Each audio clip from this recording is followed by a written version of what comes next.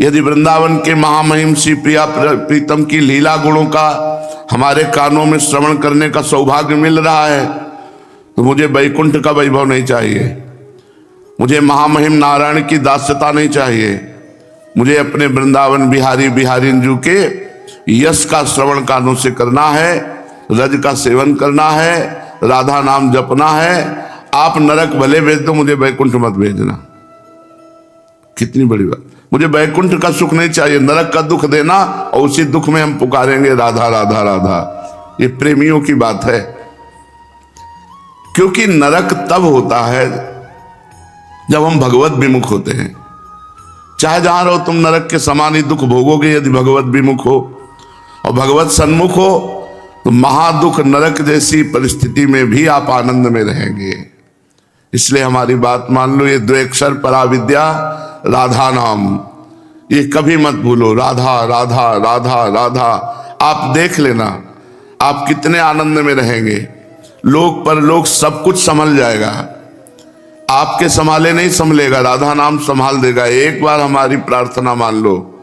जिनके कानों में ये बात पड़ रही हो, किसी भी संप्रदाय के हो, जैसे हम औषधि में संप्रदाय नहीं देखते, ऐसे ही राधा नाम भव समुद्र से पार करने की औषधि और प्रेम में डुबो देने की अपार सामर्थ्य है। इसलिए राधा राधा राधा हर समय रखते रहो। आप देख लेना, आप देख लेना इस राधा नाम का प्रताप क्या है, खुद अनुभव कर लेना।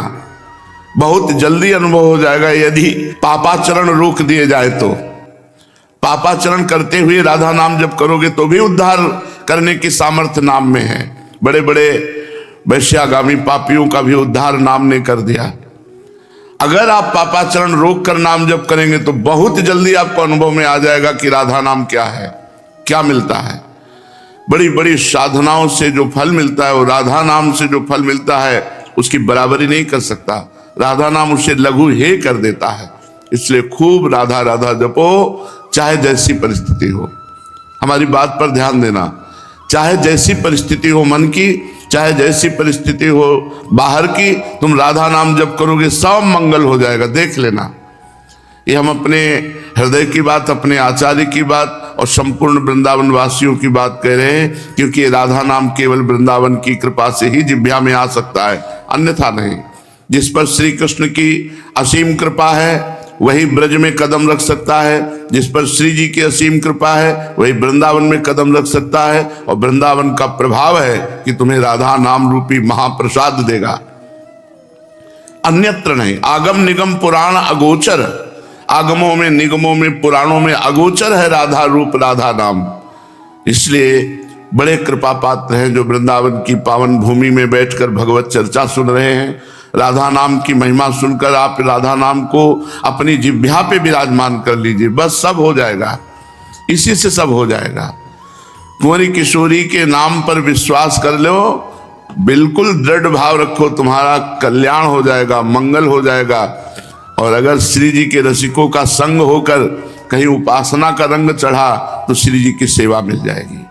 पूज्यपाद श्री उड़िया बाबा जी महाराज।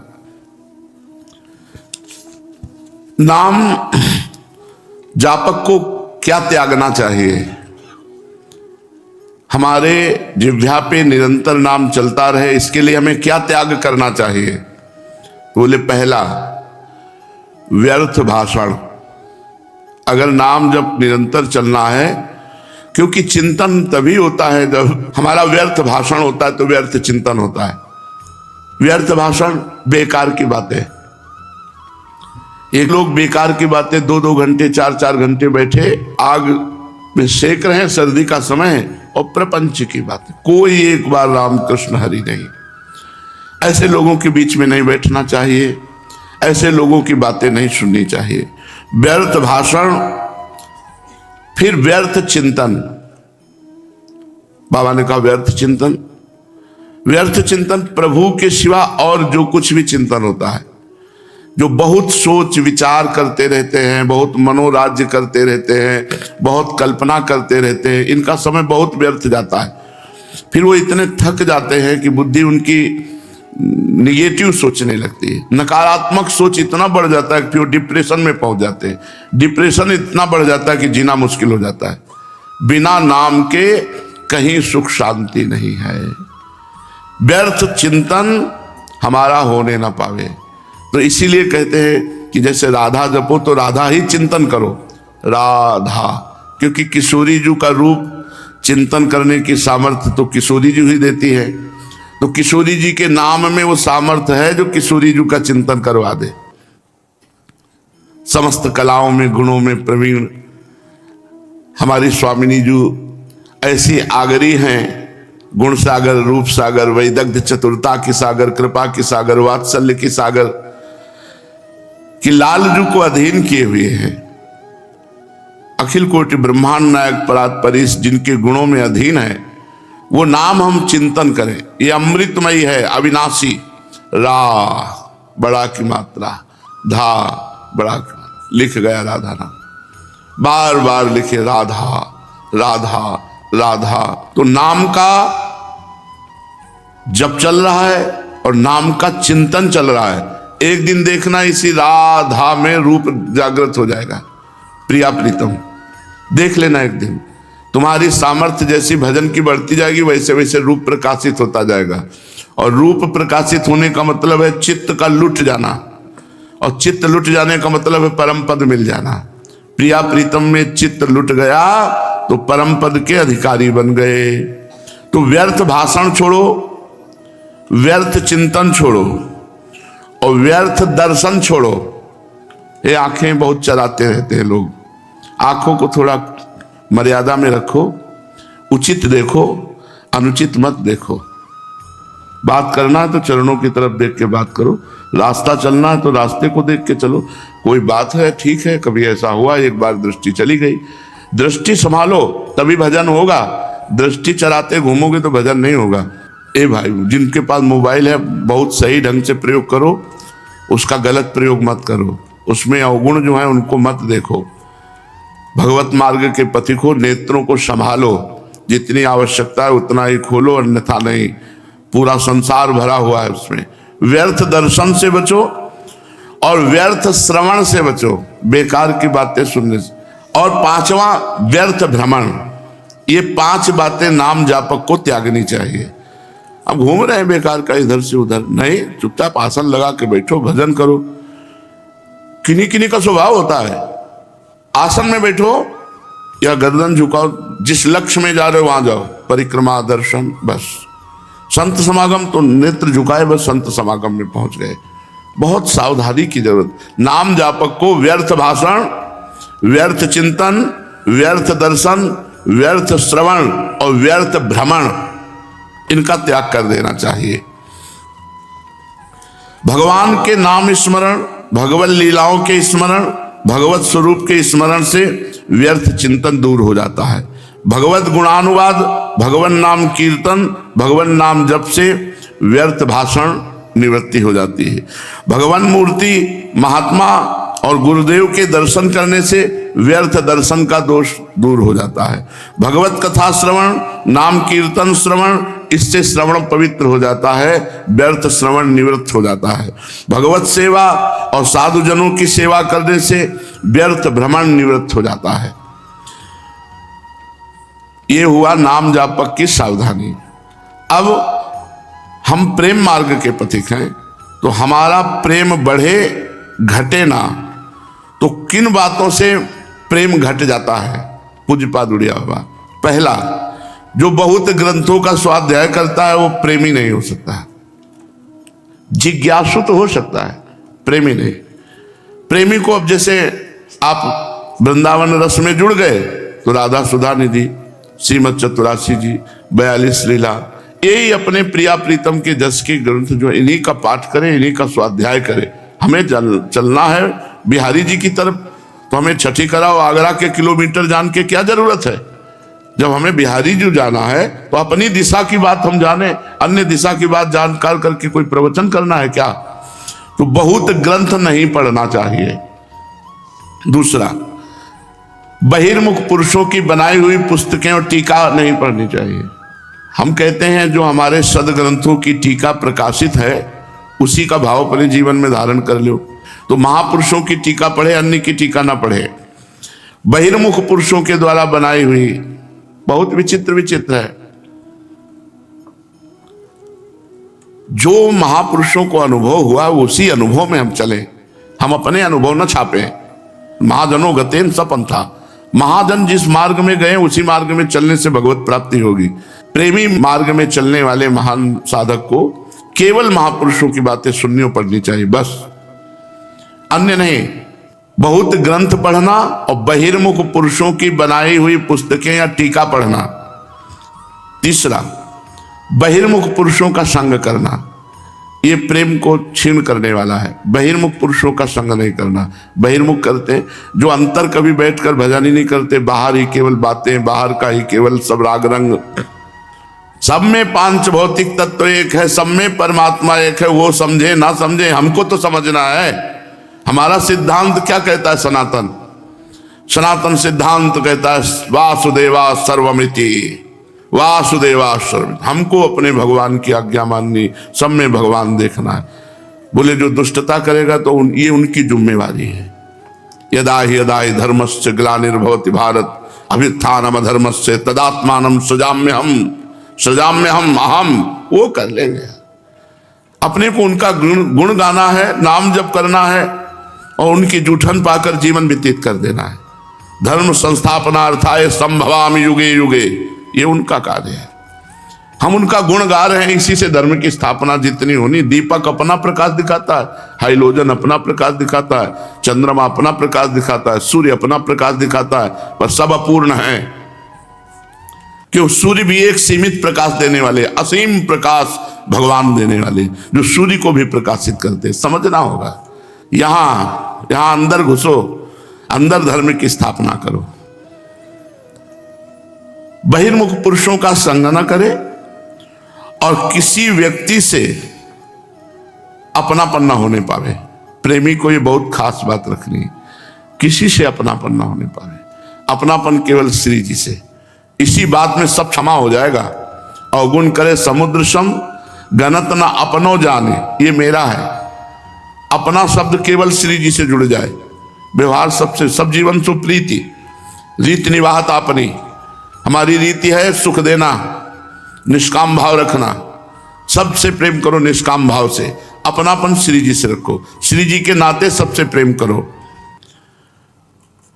पांचवा, उपदेशक बनना। जो दूसरों को उपदेश करता है और स्वयं स्थिति नहीं है, वो कभी परमार्थ का पथिक नहीं हो सकता, चाहे जितना बढ़िया उपदेश दे लेता हो। स्थितिवान पुरुष, उसकी अब स्थिति में कोई फर्क नहीं पड़ना। जो भगवदाकार वृत्ति हो गई है उसी को उपदेश देने का अधिकार है। नहीं तो कह रहे उपदेशक बनने से पतन हो जाएगा, वो सत मार्ग में नहीं चल पाएगा।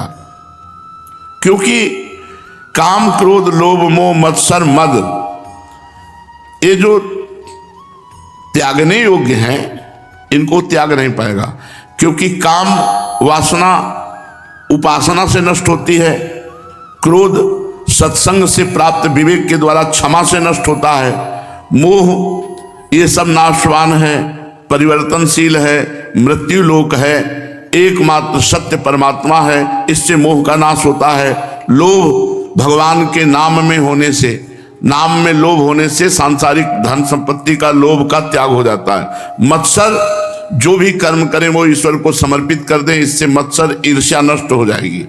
तो अब जो दूसरों को उपदेश दे रहा है, पक्का केवल व्यापार मात्र हो सकता है, लेकिन परमार्थ में चलने के लिए पहले संसार पर विजय प्राप्त करो, पहले भगवत प्राप्ति करो, फिर आप जाओ। एक बार आज्ञा हो जाए किसी बात का तो ऐसे पकड़ो कि हमारे उद्धार के लिए रस्सा फेंक दिया गया। जैसे समुद्र में कोई डूब रहा हो, एक रस्सी फेंक दी जाए और वो पकड़ ले तो उससे पार हो जाए। ऐसे गुरुजन आज्ञा कर दें कि 10 पद गा लिया करो आके यहाँ बैठ के, तो दुनिया में चाहे जो कुछ हो जाए, लेकिन तुम अगर वृंदावन आए हो तो 10 पद वहां बैठ के गा लो, उससे तुम्हारा कल्याण हो जाएगा। तो पूज्यपाद श्री उड़िया बाबा जी कह रहे हैं, प्रेम मार्ग में उपदेशक बनने से बड़ी बाधा आ जाती है। अगर हमारी वृत्ति भगवदाकार है तो फिर कोई परिवर्तन नहीं। क्योंकि उपदेश भी तो महत जन ही देते हैं, संत जन देते हैं। अगर संत जन नहीं दे, सब बंद कर दे, तो उपदेश कहां से होगा। लेकिन उपदेश देने का अधिकार उसी को है जो भगवत साक्षात्कार या निरंतर भगवान से अपनी चित्तवृत्ति जोड़ना चाहता है। क्योंकि काम, क्रोध, लोभ, मोह, मत्सर, मद, इनका त्याग किए बिना उपदेश किस बात का हो रहा है। जो केवल बाह्य त्याग का नाटक करता है वो ढोंग होता है, उसी को दंभ कहा जाता है, उसी को पाखंड कहा जाता है। और यदि हृदय से त्याग किया जाए तब बात। तो काम, क्रोध, लोभ, मोह, मद, मत्सर, इनका हृदय से त्याग होता है भजन से।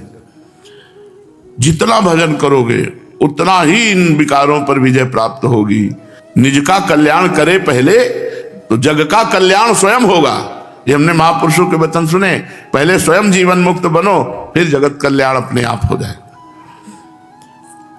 जो दंभ है ये साधक को बहुत बुरी तरह गिरा देता है, और इसकी दंभ की गति अच्छे नहीं समझ पाते।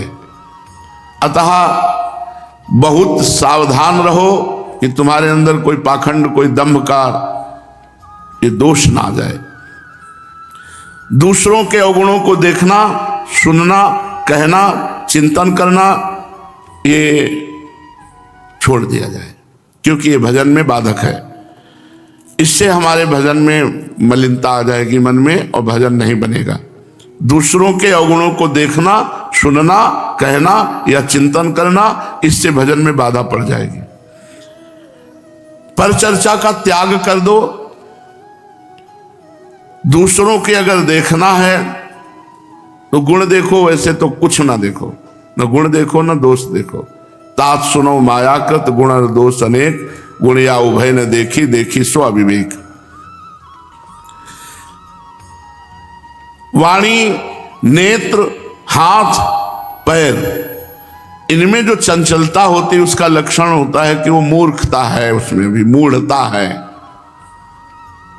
नेत्र चंचल, वाणी चंचल, हाथ चंचल, पैर चंचल। बैठे वो हिला रहे, पैर हिला रहे, ऐसे पैर हिला, शांत बैठे। जहां हाथ रख दिया, आप घंटा आध घंटे शांति से बैठे। जब आप शांति से बैठना चाहोगे तो आपकी त्वगेंद्री में इधर उधर खुजली होगी, कभी इधर कभी इधर कभी इधर। शांत, नेत्र गंभीर, मुद्रा गंभीर। साधक का एक अलग ही स्वरूप होता है जो भगवत मार्ग का होता है।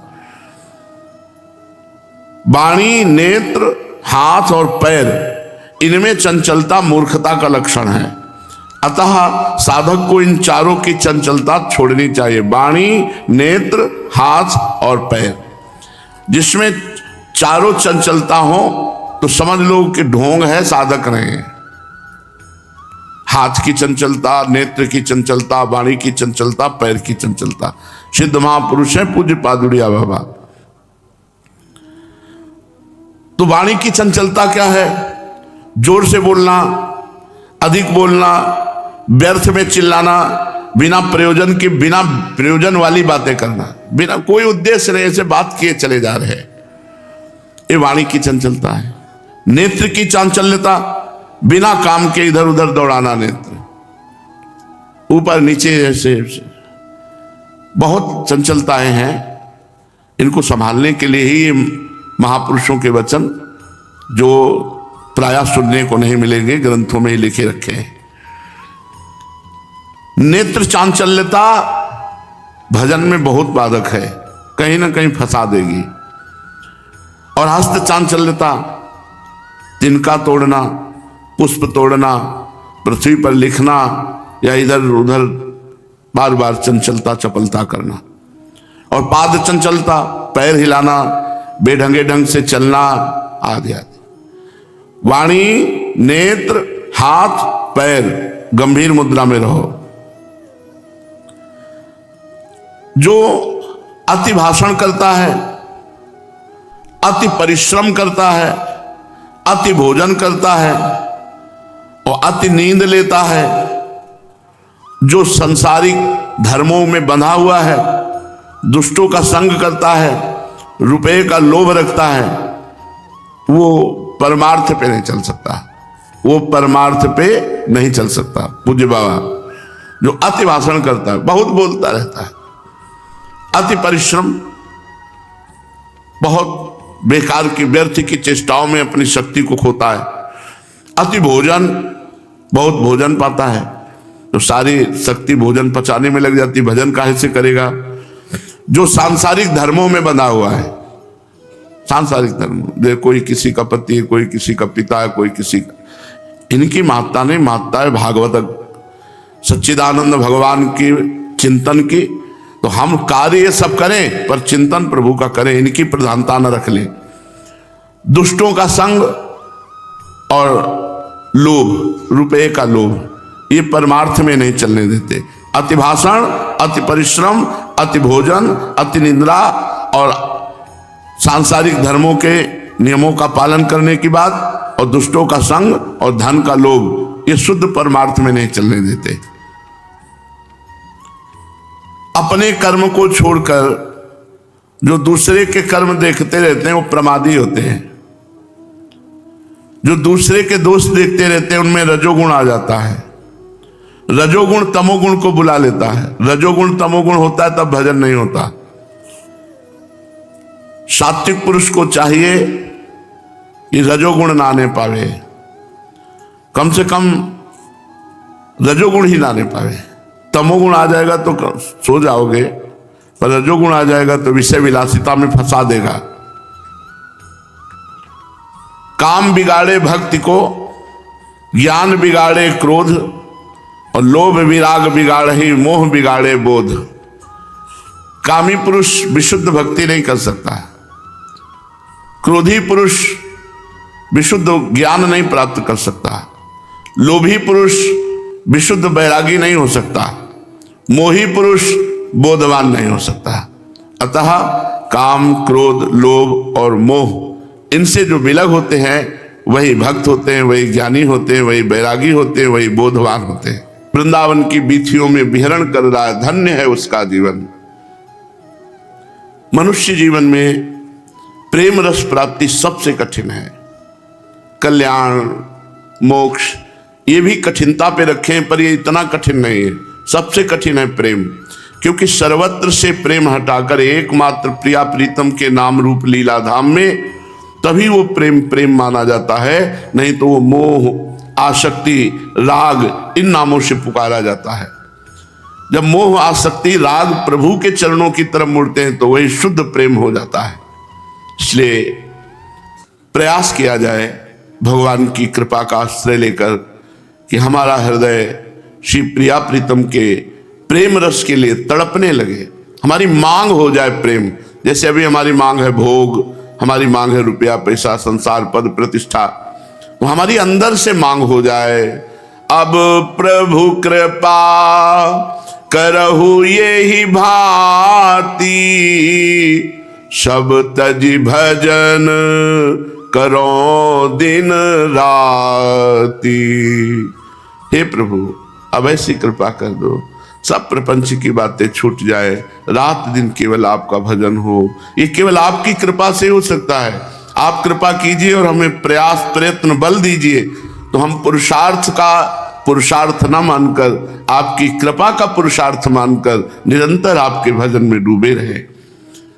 हृदय से यदि ये बात प्रभु के लिए आ जाए कि मैं भजन करना चाहता हूं, तो पूज्य बाबा पंडित गया प्रसाद जी महाराज कहते हैं, भगवान और बात चाहे विलंब से सुने, लेकिन ये बात बहुत जल्दी सुन लेते हैं कि प्रभु मैं हृदय से चाहता हूं कि अब सब कुछ छूट जाए, केवल आपका भजन रह जाए। भजन के लिए यदि भगवान समय दे दिए तो अब भगवान के पास और कृपा करने की बात नहीं रह गई। भजन के लिए समय नहीं, माया भजन के लिए समय नहीं देती, और ऐसे नष्ट हो जाए घंटों प्रपंच में चलेगा, लेकिन भजन में बैठ करके हम 1 घंटा व्यतीत करें, ये सबसे कठिन बात है। अगर भजन के लिए समय दे दिया गया, भजन के लिए थोड़ी भी रुचि दे दी गई, तो भगवान ने अहेतु की कृपा करके सब कुछ दे दिया। ये माया जनित पदार्थ, वस्तु, पद, ये टिकाऊ नहीं है, और इन्हीं में सबकी वृत्ति लगी हुई है। पूज्यपाद श्री उड़िया बाबा जी महाराज महापुरुषों के वचन संशयों का नाश करके भगवत प्राप्ति के मार्ग को पुष्ट करते हैं। जो भगवत मार्ग में चलना चाहता है, अंतःकरण अपना शुद्ध करके भगवत प्रेम प्राप्त करना चाहता है, उसको ऐसा स्वभाव बनाना होगा जो तुमसे क्रोध करे उस पर तुम क्रोध ना करो, जो तुमसे ना बोले उससे अपनी तरफ से बोलो। वो द्वेष मानता है, राधे श्याम, वो ना बोले कोई बात नहीं, आपका हृदय महान हो जाएगा। जो तुमसे वाद विवाद झगड़ा करने लगे तुम मौन हो जाओ। किसी का अपमान या तिरस्कार तुम्हारे द्वारा ना हो, ये बातें ध्यान रखने की। जो तुमसे क्रोध करे उस पर क्रोध ना करो, जो तुमसे द्वेष रखकर ना बोले उससे अपनी तरफ से बोलो। श्री हरिवंश, राधे श्याम, अपनी तरफ से बोलो। जो वाद विवाद करने लगे तुम मौन हो जाओ। हार जाना ही भक्त की जीत होती है। वाद विवाद में हार जाना चाहिए। हम आपके योग्य नहीं कि उत्तर दे दे। वाद विवाद नहीं, आरत अधिकारी जहां पावे गूढ़ो तत्व न साधु दुरावे, तो उसकी विजय होती। विजय भगवान कराते हैं, अपने को हार जाना है।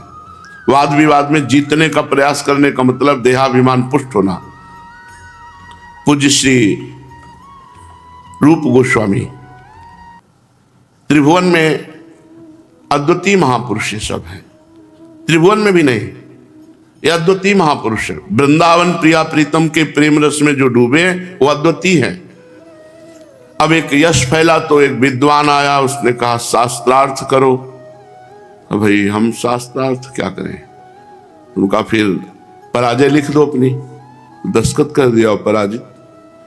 वो जा रहे थे बड़ा ढोल नगाड़ा बजाते हुए, जीव गोस्वामी यमुना स्नान करके आ रहे थे, तो लोगों ने बताया कि पूज्य श्री गुरुदेव तुम्हारे रूप गोस्वामी को परास्त करके आ रहे हैं, तो हंस दिए। विद्या का मूर्तिमान स्वरूप थे जीव गोस्वामी, विद्वता का मूर्तिमान स्वरूप, चलते फिरते समस्त शास्त्रों का स्वरूप थे। नजदीक गए और कहा भाई इतनी खुशी क्यों मना रहे हो? मैं उनका एक तुच्छ दास हूं, 2 मिनट हमसे बात कर लो। पराजित कर दिया उसे। जो विवाद करने आया था, शास्त्रार्थ करने आया था, दिग्विजयी पंडित, उसे 2 मिनट में परास्त कर दिया। विद्वान भगवत भक्त, तुम क्या समझते हो हमारे गुरुजी ने पराजय लिख दिया तो इसका मतलब तुम विजयी हो गए? अब वो ये खबर पूज्य श्री रूप गोस्वामी को मिली।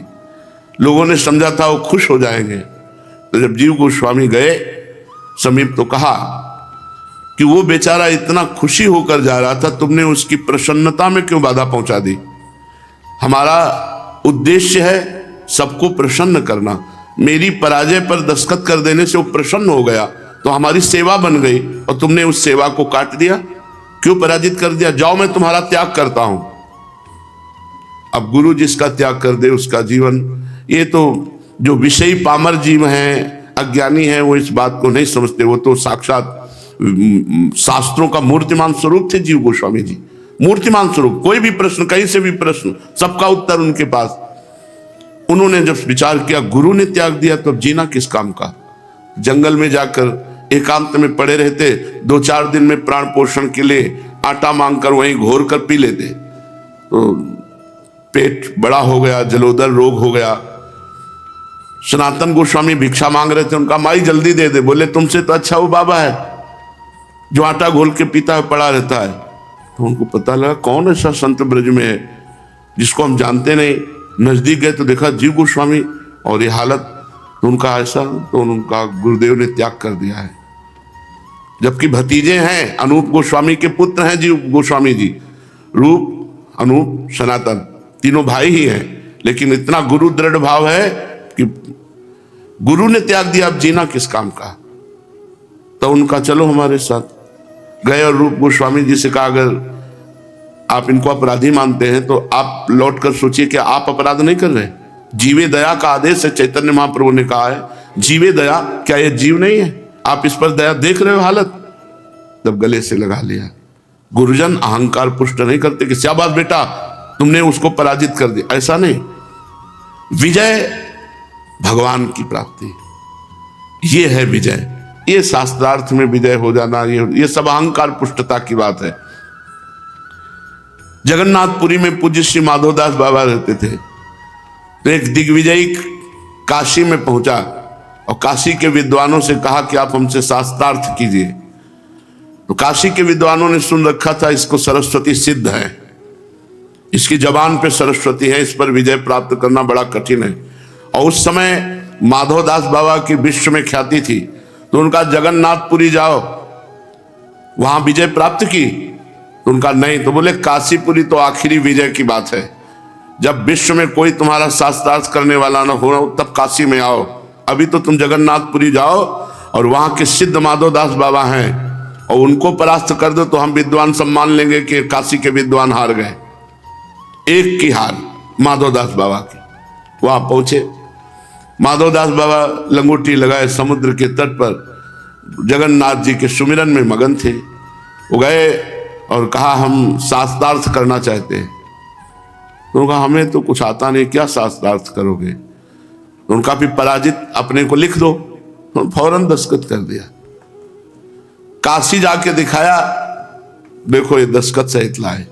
तो वहां उल्टा लिखा हुआ था, ये दिग्विजयी पंडित पराजित, माधवदास बाबा विजयी, इस बात के दस्तखत। तो हमने कहा देख रहे हो तुम? तो उन्होंने देखा, बार बार चश्मा संभाला, वहां तो पराजित लिखा था, माधवदास बाबा पराजित पर दस्तखत, और यहां उल्टा।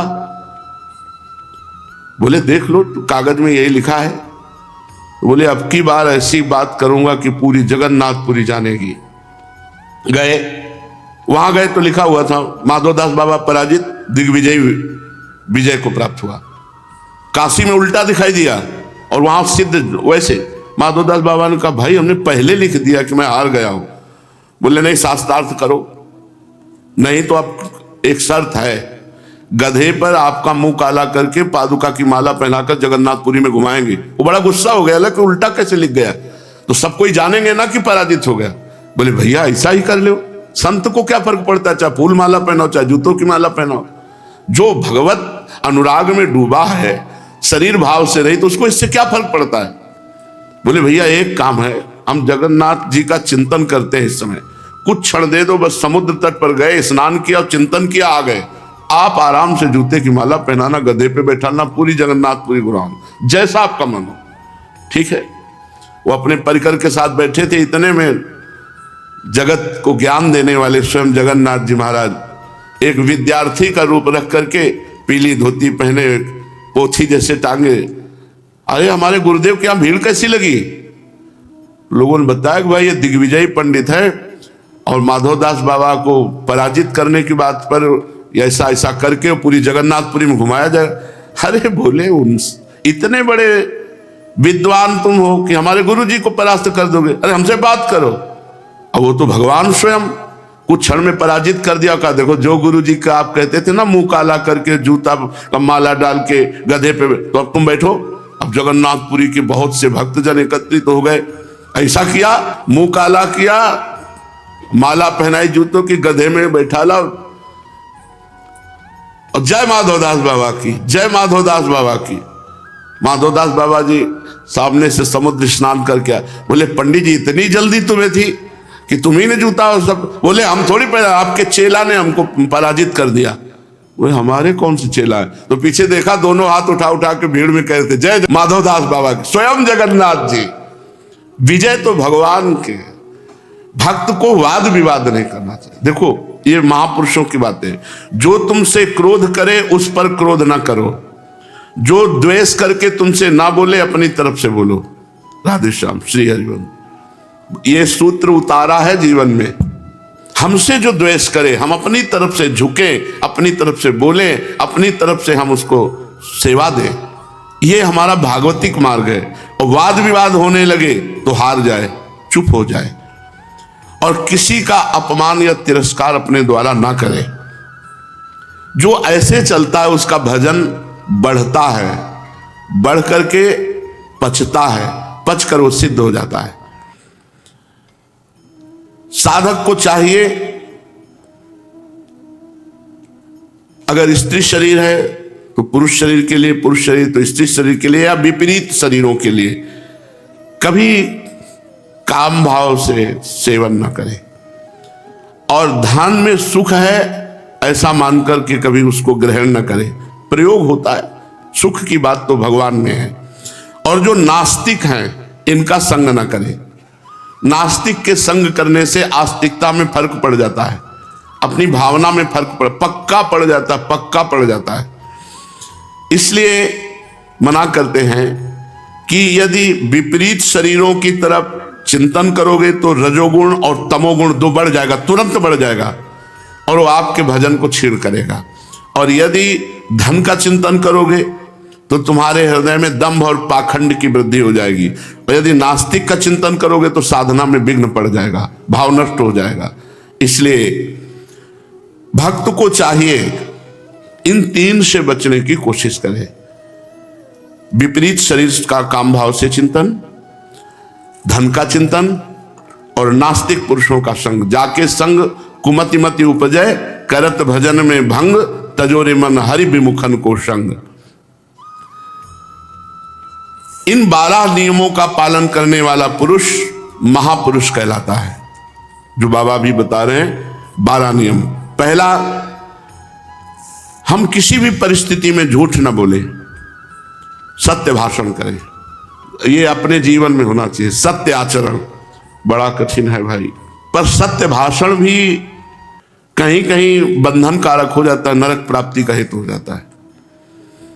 जैसे कुछ लोग वध करने वाले कुछ पशुओं को, तो वो पशु जाकर ऐसे छुप गए। तो एक सत्यवादी बैठे हुए थे, तो उन्होंने कहा कि वो अमुक पशु, वो कहा वो उनका वध कर दिया, तो उनको नरक की प्राप्ति हुई। किसी की प्राण रक्षा के लिए सत्य वही है कि उसके प्राण बचा दिए जाए, पूरा झूठ बोल जाओ, वही सत्य है। महाभारत में जब प्रसंग चल रहा था तब था, किसी की बिटिया का ब्याह हो रहा हो, अगर तुम्हारे वचन से उसका ब्याह टूट जाता है तो तुम अपराधी माने। तुमसे कोई पूछे बिटिया के बड़ी सुशील सज्जन देवी है, भैया हम उसके सद्गुणों का वर्णन करें, भगवान उसको सब मंगल विधान करेंगे। किसी का ब्याह हो रहा हो या किसी की मृत्यु का अवसर हो, किसी का अहित अगर आपके सत्य बोलने से होता है तो वो सत्य आपका सत्य नहीं है। हितकर मृदु, मृदु हो, हितकर हो और लाभदायक हो, ऐसा वचन बोले। बहुत सत्यवादी में भी नहीं, हम सच्चे बोलेंगे और कड़ुआ बोले तो ठीक नहीं है। बोले जो हमने देखा वही बोलेंगे, तो तुमने देखा क्या? सत्य को देखा क्या? सत्य तो श्री भगवान है, असत संसार है। असत्य देख करके तुम सत्य भाषण करना चाहते हो, सत्य नहीं है। सत्य को समझना होगा। दूसरा, दम। दम जानते हो किसे कहते हैं? इंद्रियों का दमन करना। यहां दम का तात्पर्य है इंद्रियां जो विषयों की तरफ जाते हैं उनका दमन करना। इंद्रियों का दमन करना दम कहलाता है। दम का मतलब है इंद्रियां जो विषयों में जाती हैं उनको वही दमन कर देना और विषय भोगने ना देना, इंद्रियों पर विजय प्राप्त करना दम कहलाता है। और दूसरा सम। सम माने चित्त को निरंतर प्रभु में रखना। सम है प्रभु और विषम है संसार। जीत विषम संसार, कीर्ति जग विस्तर है। इस संसार पर विजय प्राप्त करने के लिए चित्त को भगवान में निरंतर लगाना, वासुदेव भगवान में चित्त का समाहित हो जाना, ये सम कहते हैं। और तप, नियम पालन करने के लिए जो कष्ट मिलता है उसे सह जाना। जैसे अब ये जो जागने का कष्ट है, जो काम क्रोध आदि के आवेश से आते हैं उनको जलन करके, ये सब तपस्या होती। एक एक सेकंड का हिसाब होगा भैया। आप जो श्री जी के लिए कष्ट सह रहे हैं अपार सुख मिलेगा, और जो भगवत विमुख होकर के मनमानी आचरण, तो एक एक सेकंड का हिसाब होगा। ऐसा नहीं है कि कोई देख नहीं रहा, तुम शुभ कर्म कर रहे हो पता नहीं फल मिलेगा कि नहीं, भजन कर रहे हो फल मिलेगा कि नहीं, एकांत में रो रहे हो फल मिलेगा कि नहीं, या तुम अधर्माचरण कर रहे हो फल मिलेगा कि नहीं। हाँ, ये जरूर है कि कुछ लोगों को ये भ्रम हो जाता है, अभी जैसे वर्तमान में अच्छे कर्म कर रहे हो, वर्तमान में उनको दुख भोगना पड़ रहा है पूर्व कर्मों का, तो उनको लगता है अच्छे कर्मों का फल नहीं मिलेगा। क्या नहीं मिलेगा, समय आने पर मिलेगा। जो बुरे कर्म करने में बड़े सुखी देखे जाते हैं उनका पुण्य चल रहा है, जहां पुण्य नष्ट हुआ तब उनको इस बुरे कर्म का फल मिलेगा। इसलिए बहुत सावधान रहना है। तप का तात्पर्य है अपने धर्म अपने नियम की रक्षा के लिए जो कष्ट सहना पड़े उसे तपस्या कहते हैं। शौच का मतलब होता है शरीर की पवित्रता और अंतःकरण की पवित्रता। शरीर की पवित्रता होती है जैसे शौच आदि गए तो रज आदि के द्वारा, स्नान आदि के द्वारा, वस्त्र प्रक्षालन के द्वारा बड़ा पवित्र रहना चाहिए। साधक को बहुत पवित्र रहना चाहिए। उसका शरीर भी पवित्र होता है, वस्त्र भी पवित्र होते हैं, आचरण भी पवित्र होता है, दृष्टि पवित्र होती है, मन पवित्र होता है, तब परम पवित्र भगवान को प्राप्त कर लेता है। दलित दुराए से भगवान थोड़ी मिलते हैं। और अपवित्रता का फल होता है भगवान में मन न लगना। जितना पवित्र रहेंगे आप देख लो उतना ही आपका चित्त प्रभु में लगेगा। अपवित्रता से संसार और भोगों का चिंतन बढ़ेगा, पवित्रता से भगवान और शास्त्र संयम में चलना है। बड़ा पवित्रता का प्रभाव है। पवित्र रहना बहुत जरूरी है। शरीर पवित्र, वस्त्र पवित्र, आचरण पवित्र, बहुत जल्दी परम पवित्र भगवान की तरफ चित्त जुड़ता है।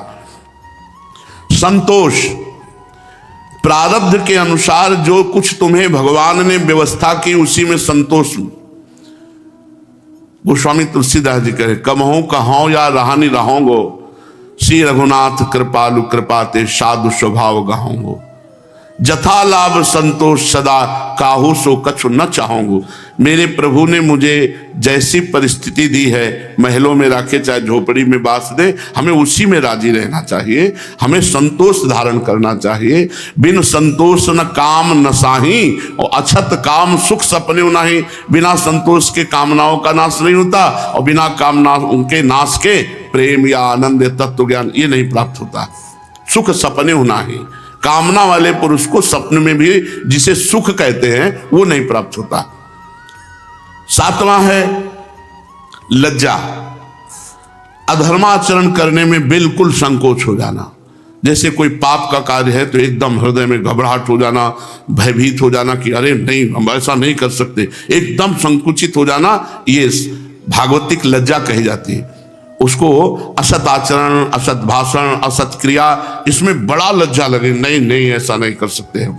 और जो पापी पुरुष होते हैं वो निर्लज्ज होते हैं, और जो सतमार्ग में चलने वाले होते हैं लज्जावान होते हैं। आठवां क्षमा, चाहे जितना तुम्हारे प्रति कोई अपराध करे तुम क्षमा कर दो। अपने कर्म जाए अपकारी, उमा क्षमा श्राप होते भारी। यदि आप क्षमा कर देते हैं तो आपका सतमार्ग बढ़ जाएगा, उसको दंड मिलेगा। अगर आपने दंड दे दिया तो फिर आपका सतमार्ग लड़खड़ा जाएगा और उसको कोई दंड नहीं मिलेगा। और यदि आप मौन हो गए और क्षमा कर दिया तो सुधार उधर शुरू हो जाएगा। भगवान उसका सुधार कर देंगे, अपने आप सुधार कर देंगे। उमा क्षमा सापौते भारी, उपासक को क्षमा धारण कर, बलवान वही है जो क्षमा धारण करता है, लेकिन है बहुत कठिन क्षमा धारण करना। बातचीत करना अलग है, क्षमा के विषय की व्याख्या करना अलग है, लेकिन क्षमा करना ऐसे होना चाहिए जैसे अपने से अपराध बन जाए तो आप कैसे क्षमा कर देते हैं, कोई प्रायश्चित नहीं, कोई दंड नहीं, कोई निंदा नहीं, बिल्कुल गुपचुप। ऐसे ही आपको कोई गाली दे दे, अपमान कर दे, निंदा कर दे, कोई मतलब नहीं। ठीक है, आनंदित रहो, प्रसन्न रहो, भगवान तुम्हें स्वस्थ रखें, तुम्हारी बुद्धि को स्वस्थ रखें, यह है भक्ति की अभिलाषा। आर्जव, सरल व्यवहार, सरल भाव। सरल भाव जो मन में वही वाणी में वही शरीर में, बिल्कुल छुपाव बनावटी दंभ ये सब भक्त में नहीं होता, ये महापुरुषों में नहीं होता। तो आर्जव सरल स्वभाव न मन कुटिलाई, संत सरल चित जगत हित जान स्वभाव सने, बाल विनय सुन करि कृपा राम चरण रत्य। संतों का क्या स्वभाव? सरल स्वभाव न मन कुटिलाई। बिल्कुल जैसा बाहर वैसे प्राय दो चेहरे आदमी के होते हैं। समाज में एक चेहरा होता है, एक एकांत का चेहरा होता है। एकांत का चेहरा बहुत गंदा होता है, तो हमें अपना एकांत जीवन पवित्र रखना चाहिए। हमारा सरलता का मतलब वाणी से मीठा मीठा बोल दिया नहीं। सरलता का तात्पर्य बनावटी मधुरता नहीं है, स्वाभाविक सरलता है। हृदय से जो है वही वाणी में है, वही आचरण में है। हृदय में कुछ और है, वाणी में कुछ और है। सरल कहते हैं कि आपकी जबान भले कड़क हो लेकिन हृदय ये ब्रजवासियों में मिलेगा। जबान में हेला शब्द होगा, ऐसा लगेगा कि अवहेलना, और हृदय के बड़े निर्मल मिलेंगे। ये हमने ब्रजवासियों को देखा जो भगवान के निज जन है। तो इसीलिए जो संत जन होते हैं भगवान के निज जन है। तो संत सरल चित जगत हित जान स्वभाव सने, इनका स्वभाव इनका सने साधुते होए न कारज हानि। वो महापुरुष है जिसके हृदय में आर्जव है। आर्जव ये शास्त्रीय शब्द है, उसका अर्थ है सरलता, छल कपट रहित हृदय, छल कपट रहित आचरण, छल कपट रहित वाणी। 10वां है ज्ञान। ज्ञान का तात्पर्य है सत और असत का निर्णय। सत क्या है? श्री भगवान, शास्त्र, संत जनों के वाक्य, संत जनों का उपदेश। असत क्या है? जितना गो गोचर जहां लघु मन जाई सो सब माया जानो भाई। इसलिए ज्ञान बना रहना चाहिए कि असत में व्यवहार तो कर रहे लेकिन सत्य की प्राप्ति के लिए, असत्य की प्राप्ति के लिए नहीं। असत्य में व्यवहार चल रहा है लेकिन सत्य प्राप्ति के लिए, भगवत चिंतन करते हुए भगवत प्राप्ति के लिए। तो इसे ज्ञान कहते हैं। हमारा लक्ष्य भगवत प्राप्ति है, पर हमारा शरीर असत है, संसार असत है, व्यवहार असत में ही करना है। वो ऐसे व्यवहार करना है जैसे थोड़ी देर के लिए कोई 2000 रुपए में 2 घंटे के लिए राजा बनता है नाटक में, और रानी बनता है। तो रानी बनने वाला और राजा बनने वाला नाटक मंच पे तो बहुत वैसे प्यार दिखाएगा, लेकिन नाटक मंच के पीछे कोई मतलब नहीं, क्योंकि वो जानता है 2000 में तुम राजा बने, 2000 में हम रानी बने। ना तू राजा है हमारा, ना हम तेरी रानी है। बस ऐसे ही व्यवहार में हमें नाटक करना है, पति पुत्र परिवार। और ज्ञान में ना कोई पति है ना कोई पुत्र है, सब भगवत स्वरूप है, सब में एक ही आत्म तत्व भगवान विराजमान है। 11वां दया। ये बहुत बढ़िया मीठा शब्द लगता है और होना चाहिए सबके जीवन में दया, पर सावधानी के साथ। दया बिना साधु कसाई, उड़िया बाबा के ही वचन है। और दया करी तो आफत आई। दया कौन सी होगी जो आफत नहीं आने देगी, और दया कौन सी होगी जिनमें आफत आ जाएगी? वह दया जिसमें भगवान का विस्मरण हो जाए वो आपको फंसा देगी। और वह दया, दया का उल्टा करो याद, वह दया जो भगवान की याद में तन्मय कर दे वो कभी तुम्हें फंसाएगी नहीं। मृग पर दया करके उठा लिया धारा से भरत जी ने, और इतना तन्मय हो गए कि भगवान की याद भूल गई तो हिरण बनना पड़ा। दया ने फंसा दिया। दया बिना साधु कसाई, और दया करी तो आफत आई। इसलिए दया वही सिद्ध जो भगवत स्मरण में हमें बनाए रखे। भगवत स्मरण विमुख कर दे वो दया फंसा देगी। ध्यान। ध्यान भगवान के नाम का, भगवान के रूप का, भगवान की लीला कथाओं का चिंतन, ये ध्यान के अंतर्गत आता है। ये 12 लक्षण जिनमें होंगे वो पुरुष नहीं, वो महापुरुष है। चाहे स्त्री शरीर हो चाहे पुरुष शरीर हो। पहला सत्य आचरण, सत्य भाषण। दूसरा दम अर्थात इंद्रियों पर विजय।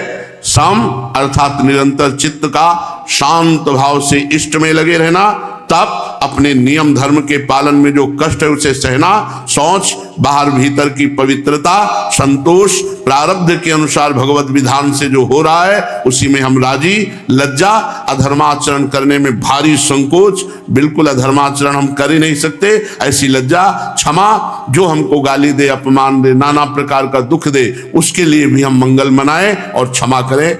हम उसको दंड देने की बात ना मन से सोचे ना शरीर से। आर्जव सरल स्वभाव, किसी से छल कपट का बर्ताव नहीं। ज्ञान प्रत्येक कर्म को, व्यवहार को भागवतिक बनाना, उद्देश्य भगवत रखना, ये सब नाशवान है, ऐसा ध्यान रहना। और दया यथाशक्ति दूसरों को सुख पहुंचाना, पर भगवत स्मरण परायण बनकर। ध्यान निरंतर भगवान के नाम का, रूप का, लीला का, कथा का चिंतन, यही भगवान की चरणारविंद की प्राप्ति। और वो महापुरुष कहा जाता है जिसमें 12 लक्षण होते हैं। चलते हैं श्रीमद् भागवत महापुराण। करुणा में भगवान श्री कृष्ण और बलराम जी, ये अनंत शेषावतार बलराम जी, अनंत महिमायुक्त भगवान श्री हरि श्री कृष्णचंद्र जी ब्रज में विराजमान है। लेने के लिए अक्रूर जी को भेजा है कंस ने। कल आपने सुना अक्रूर जी की कितनी महामहिमी स्थिति थी। भगवान के चिंतन में पूरा दिन व्यतीत हो गया। संध्या काल के समय ये पहुंचे। जैसी भावना की थी वैसे ही दर्शन हो रहे हैं। भावना की थी जब मैं पहुंचूंगा तो श्री कृष्ण बलराम गौशाला में होंगे, वो देखते ही हम उनके चरणों में गिरेंगे। तो जहां गए तो पहला दर्शन हुआ। पीछे का बड़ा मंगलमय कल चर्चा थी, भगवान के चरण चिन्हों को देखकर लौटना, व्याकुल हो जाना और भगवान की ही भावना में डूबे हुए आना। तो ददर्श कृष्णम रामम च ब्रजे गोदोहनम गतौ पीत नीलांबर धरौ शरदंबुरुहे क्षणौ किशोरौ श्यामल श्वेतौ श्रीनिकेतौ बृहद्भुजौ सुमुखौ सुंदर वरौ बालद्विरद विक्रमौ। ब्रज में जब अक्रूर जी पहुंचे तो भगवान श्री कृष्ण और बलराम दोनों भाई गाय दुहने के स्थान में विराजमान थे। देखा अक्रूर जी ने भगवान श्याम सुंदर श्री कृष्ण पीतांबर धारण किए हुए, गौर सुंदर बलराम जी नीलांबर धारण किए हुए, उनके नेत्र शरतकालीन कमल के समान खिले हुए। उन्होंने अभी किशोर अवस्था में प्रवेश किया है। वे दोनों गौर श्याम निखिल सौंदर्य की खान, घुटनों का स्पर्श करते हुए लंबी लंबी भुजाएं, अजान बाहु, सुंदर मुखारविंद, परम मनोहर, गज शावक के समान ललित चाल और भगवान के श्री चरण कमलों में ध्वजा, वज्र, अंकुश और कमल के चिन्ह थे। ध्वज वज्रांकुशाम भोजैस चिन्हितैरंघ्रिभिर्व्रजम शोभयन्तौ महात्माना वनुक्रोश स्मिते क्षणौ। भगवान के चरणों में ध्वजा, वज्र, अंकुश, कमल आदि के चिन्ह थे। जब भगवान चलते तो उन चिन्हों से पृथ्वी सुशोभित होती। चिन्ह, भगवान के चरण चिन्ह पृथ्वी में अंकित हो जाते। बड़ी शोभा पृथ्वी की। मंद मंद मुस्कान, चितवन ऐसी मानो दया की वर्षा हो रही हो। वे उदारता की तो मानो मूर्ति थे। उनकी एक एक चेष्टा, लीला, उदारता और सुंदर कला से भरी थी। और गले में बनमाला, मणियों के हार जगमग जगमग कर रहे थे। अभी अभी स्नान करके निर्मल वस्त्र पहने थे। शरीर में पवित्र अंगराग चंदन का लेप किया गया था। परीक्षित, अक्रूर जी ने देखा जगत के आदि कारण, जगत के परमपति पुरुषोत्तम संसार की रक्षा के लिए अपने संपूर्ण अंशों से बलराम और श्री कृष्ण के रूप में अवतीर्ण होकर अपनी अंग कांति से दिशाओं के अंधकार को दूर कर रहे। इतने सुंदर लग रहे थे जैसे सोने से मढ़े हुए मरकत मणि, स्वर्णिम कांति पीतांबर की और अंग कांति मरकत मणि की। ऐसा लग रहा था जैसे सोने से मढ़ा हुआ मरकत मणि हो। और बलराम जी ऐसे लग रहे थे जैसे चांदी के पर्वत के ऊपर मेघ जगमगा रहे हो। मेघ नीलांबर और चांदी के पर्वत की तरह बलराम जी। अक्रूर जी ने देव ही देखा भगवान श्री कृष्ण बलराम को प्रेमावेग से अधीर होकर रथ से कूद पड़े और दौड़ पड़े। जैसी भावना की थी कि जब ही देखूंगा उनके चरणों में साष्टांग लौट, वैसे ही भगवान ने वैसे ही सौभाग्य दिया। दौड़ करके गए और भगवान के चरणों में साष्टांग लौट गए, चरण पकड़ लिए भगवान श्री कृष्ण और बलराम के। भगवान के दर्शन से अक्रूर जी को इतना आह्लाद हुआ कि नेत्रों के आंसुओं से भगवान के चरणों का अभिषेक कर रहे। सारा शरीर पुलकित है, बोलने की हिम्मत नहीं रह गई, गला भर आया। भगवान के चरणों में बहुत देर पड़े रहे। शरणागत वत्सल भगवान श्री कृष्ण उनके मन का भाव जान गए। उन्होंने वैसे ही जैसी भावना की थी, बड़ी प्रसन्नता से चक्रांकित हाथों द्वारा अक्रूर जी को उठाया और खींचकर हृदय से गाढ़ आलिंगन प्रदान किया। इसके बाद परम मनस्वी श्री बलराम जी के सामने विनीत भाव से खड़े हो गए। तब उन्होंने अक्रूर जी को गले से लगा लिया। एक हाथ श्री कृष्ण ने पकड़ा, दूसरा बलराम जी, और घर ले गए। जैसी भावना की थी, ये यथा माम प्रपद्यन्ते तास तथैव भजाम्यहम्। घर ले जाकर बड़ा स्वागत हुआ क्रूर जी का।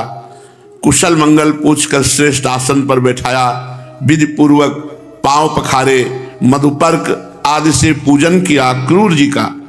इसके बाद भगवान ने अतिथि अक्रूर जी को गाय प्रदान करी और पैर दबा करके उनकी थकावट दूर की। ये देखो भगवान ने अक्रूर जी को गाय प्रदान की और पैर दबाकर थकावट दूर की और बड़ी श्रद्धा एवं पवित्र सुंदर भोजन पवाया श्रद्धा से। जब ये भोजन कर चुके तब धर्म के परम मर्मज्ञ भगवान बलराम जी बड़े प्रेम से पान, इलायची ये सब पवाई, सुगंधित माला पहनाई। सत्कार जब अक्रूर जी का हो गया तब नंदराय जी ने उनके पास आकर पूछा, अक्रूर जी आप लोग निर्दयी कंस के जीते जी किस प्रकार अपने दिन काटते हैं? अरे उसके रहते आप लोगों की तो वही दशा है जैसे कसाई द्वारा पाली हुई भेड़ों की होती है। इंद्रियाराम पापी ने अपनी बिलकती हुई बहन के नन्हे नन्हे बच्चों को मार डाला और आप लोग उसी के पास रहते हैं। आप सुखी हैं ये हम पूछ भी नहीं सकते, अनुमान भी नहीं कर सकते कि आप सुखी हैं। ऐसे पापी कंस के पास कौन सुखी रह सकता है? अक्रूर जी, नंद बाबा अक्रूर जी से ऐसी वार्ता कर रहे हैं। बड़ा सम्मान अक्रूर जी का हुआ था। भगवान के चिंतन में वो शिथिल थे। उस समय कोई उत्तर नहीं दिया। भगवान श्री कृष्ण बलराम जी अक्रूर जी के पास बैठ गए। बड़ा पलंग था। जैसी जैसी अभिलाषाएं मार्ग में की थी भगवान वो सब पूरी कर रहे। लक्ष्मी जी के आश्रय स्थान भगवान श्री कृष्ण प्रसन्न हो जाए तो त्रिभुवन में कौन सी ऐसी वस्तु है जो अप्राप्य हो। भगवान परम प्रेमी भक्तजनों की हर कामना को पूर्ण करते हैं। अगर कामना भक्त ना करे तो भगवान संसार का विषय नहीं देते अपने भक्त को। देवकी नंदन भगवान श्री कृष्ण, सायंकाल का समय है, पुनः अक्रूर जी को भोजन कराया और फिर अक्रूर जी के पास बैठकर भगवान बातें करने लगे। चाचा जी, आपका हृदय बड़ा शुद्ध है, आपको यात्रा में कोई कष्ट तो नहीं हुआ? स्वागत है, स्वागत है, मैं आपकी मंगल कामना करता हूं। मथुरा के हमारे आत्मीय सुहृद कुटुंबी अन्य संबंधी सब कुशल स्वस्थ है ना? ये पूछना तो व्यर्थ ही होगा, क्योंकि जब तक ये मेरा मामा कंस जिंदा है तब तक कैसे कोई यदुवंशी कुशल हो सकता है? ये हमारे कुल के लिए भयंकर कलंक है, व्याधि है। बड़े खेद की बात है, मेरे ही कारण मेरे निरपराध माता पिता को सुना पुनः बंदी बना लिया गया है, देवकी वसुदेव जी को, और उनको यातनाएं दी जा रही हैं। और क्या कहूं, मेरे ही कारण और भी बच्चे उनके मार डाले गए। मैं बहुत दिन से चाहता था कि कोई न कोई उपाय बने कि मैं मथुरा पहुंचूं। बड़े सौभाग्य की बात आज मेरी अभिलाषा पूरी हुई। सौम्य स्वभाव चाचा जी, अब बताने की कृपा करेंगे कि शुभागमन का क्या संकल्प है? आपके आने का संकल्प क्या है? जब भगवान श्री कृष्ण ने अक्रूर जी से इस प्रकार प्रश्न किया तब उन्होंने बताया कि कंस ने तो सभी यदुवंशियों से घोर वैर ठान रखा है। वो वसुदेव जी को जान से मारने का उपाय भी कर चुका है, पर अभी वो सुरक्षित हैं, जेल में हैं। अक्रूर जी ने कंस का संदेश और जिस उद्देश्य से उसने स्वयं अक्रूर जी को दूत बना के भेजा था वो सब का सब बता दिया और कहा नारद जी ने जाके बता दिया है कि वो 8वां पुत्र आप ही हैं और नंद बाबा के ब्रज में रहते हैं। पूरी सूचना नारद जी ने दे दी है।